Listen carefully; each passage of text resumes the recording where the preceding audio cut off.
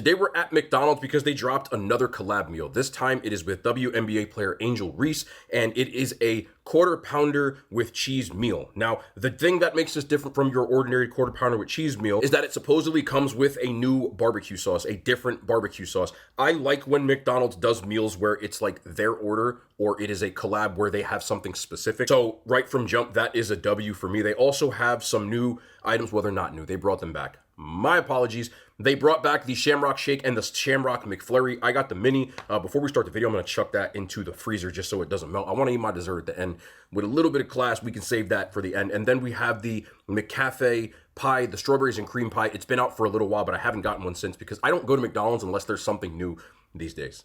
But drop a thumbs up. You guys already know the vibes. And let's get into this video. Before we start, I'd also like to announce that my collab with Champion, I have a collab with Champion, my own merch line people have been asking about. Some of you may not know. It's been in the works for a couple of months, but it is live as of today, which is Friday, February 7th. The store is a pre-order. It will be open for a couple of weeks, and then will give us time to fulfill the orders and have everything out. Currently wearing the long sleeve shirt, but we also have a short sleeve shirt, hoodies, sweatpants, hats, and shorts as well. So I'm really excited about this. I've worked with them for a couple of months, kind of trying to get everything right and trying to make sure everything was affordable as possible. I did try to do that as much as possible. I'm really not making a profit off of this on a personal level. That's no joke. I explained it on my Twitch stream yesterday. I showed people the profit margins. I'm not making any money off of this, but I'm so excited to be able to have something that I'm able to share with you guys, you know, just from like, I just want people to wear the clothes. It's not about money for me. So I really do appreciate it. Thank you guys. But let's get back into this video. Okay, so let's do the quarter pounder. It is a bacon quarter pounder with cheese. You also have the ability to get a double. I got the single. The meal where I am cost $10.89. I don't know what your price will be because McDonald's prices vary from restaurant to restaurant. Like there's a restaurant a mile away where it's cheaper, but like I don't feel like sitting in traffic, so I just paid $1. No joke. Anyway, let's see what kind of barbecue sauce is going on in here. I got extra on purpose. This also comes with pickles, slivered onions, and everything else that comes on a bacon quarter pounder with cheese. But without further ado, here is the Angel Reese collab. I like Angel Reese, man. Get your bag, man. I ain't mad at this. The barbecue sauce is 100% different than McDonald's regular barbecue sauce. I did get some so that I could compare them and see what's what. So let me just take out this tangy barbecue sauce real quick. Let me cleanse the palate with a Coke Zero.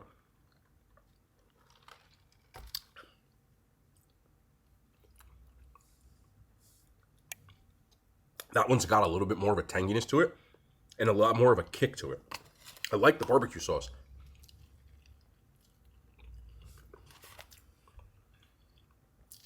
I believe they call it a bold barbecue sauce. It's definitely different. And I got extra on mine. So it's all over this burger. I've been on the record saying that I enjoy McDonald's barbecue sauce as is, but I think that one's actually better. It's like a sweet and spicy barbecue sauce to me. Now the kick isn't through the roof, but it's enough to know that I'm eating something that's a little bit spicier. It's also a little bit more savory. It tastes like a barbecue sauce that you would get from like a barbecue joint. Like when they have the different kinds. Okay. The only certain people gonna know about this one, but there is a place, a barbecue place that I used to eat at in college. They still exist around, but I don't think there's as many as them. It's called Famous Dave's. Famous Dave's had like 5 different barbecue sauces that they would split on the table, and you can try the different ones. The one that I liked the most was called Devil's Spit. Now, it's suburban spicy, but it's spicier than normal barbecue sauce. It reminds me of this a lot. And everything else about the burger is what you know from McDonald's. I think it's a dub. This isn't a complaint. This is more of a suggestion. Going forward, because it exists at the store, I would really like if they had, you know how BTS had their sauces where you could dip it? That would go a long way with me because I keep finding myself saying I'd like to take a McDonald's fry and see what it's hitting on. Now, I ordered extra on here and there's not enough for it to like be all over the burger. Doesn't cost extra for barbecue sauce there. So I would suggest if you want to really taste it, to get extra barbecue sauce. But other than that, the collab meals are supposed to be something close to what they order. And maybe they make a couple of changes on it. Like Travis Scott had the barbecue sauce for dipping, and I think a couple of other slight changes to the way that he liked his quarter pounder. So I understand where they're coming from, but really nicely done with the barbecue sauce. It's worth trying, in my opinion. Please put it in and sell it, because I'm here for it. I'm not going to much lie to you. This is more of a public service announcement. McDonald's brought back, they do this every single year, and most of y'all know this, but it's more of an announcement that it is back, in fact. McDonald's brought back their Oreo Shamrock Shake or Shamrock McFlurry. You can get the shake or the McFlurry. I prefer the McFlurry. The McFlurry has the same stuff that you would get in a Shamrock Shake, but it's in ice cream with a little bit of Oreos. I just like McFlurries more than milkshakes. It's like plastic from the spoon. That'll work for you, man. I'm not a person who really loves like that mint taste, but every once in a while I enjoy it, and that's the case for me with the McFlurry. Do I think that the Shamrock is like the greatest thing that they put out? No. There's some people that live and die with it. I just like it, and I'm usually one and done with them, but I get one every year. It's like the McRib, but actually good for me. Make sure you go in with a fry and do it this way. And they also have the strawberry and cream pie. I call myself wanting to try every single pie so I can get a pie ranking. So I'm trying them every time they come back out. But this is the strawberry and cream pie. I remember liking this one.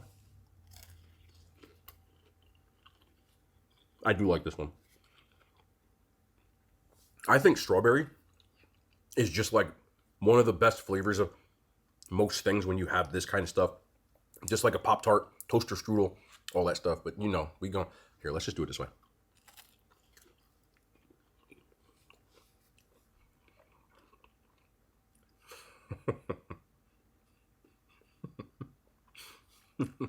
Okay.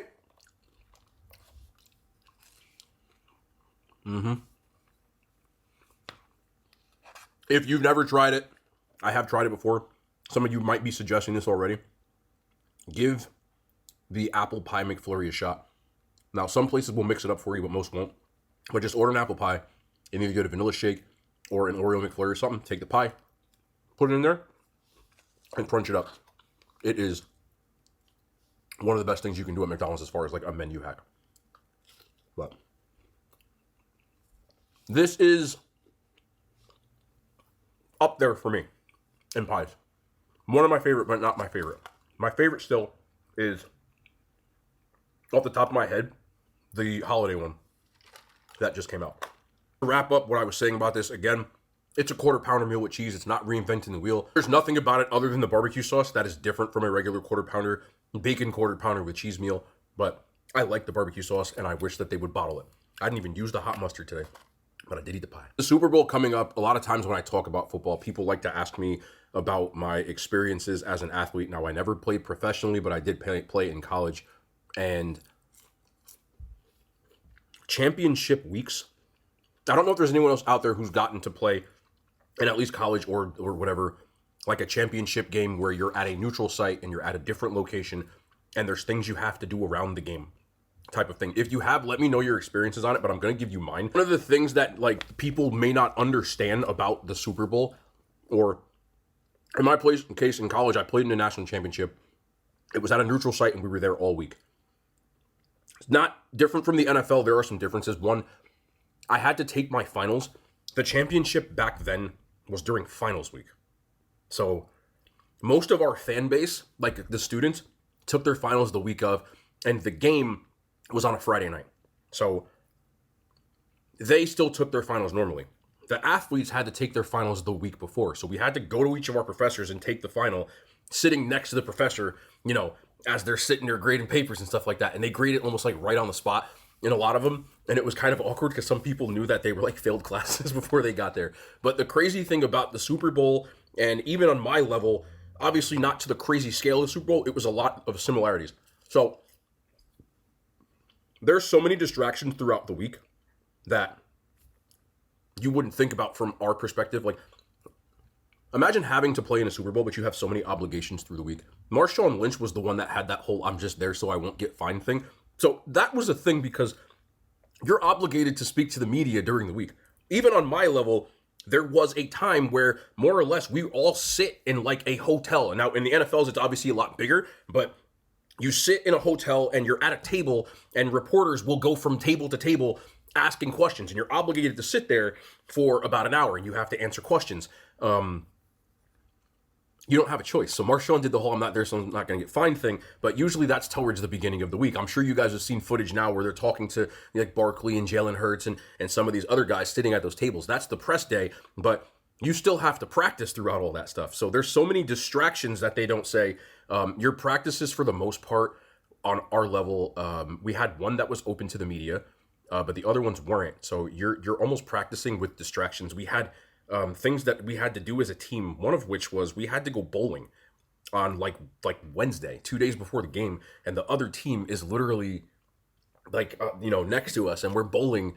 That like we had to go, and there's so many different things like that during the week that it's very easy to lose focus. The other thing that I haven't even brought up, which is 100% true, there's a nightlife aspect to this, and some players took advantage of going out before the game. I know they do it during Super Bowl too. If you watch some of those 30 for 30s, they talk about some of these guys go partying and stuff like that. On our level, we weren't really supposed to go partying, and some of our players did, in fact, still go out and party.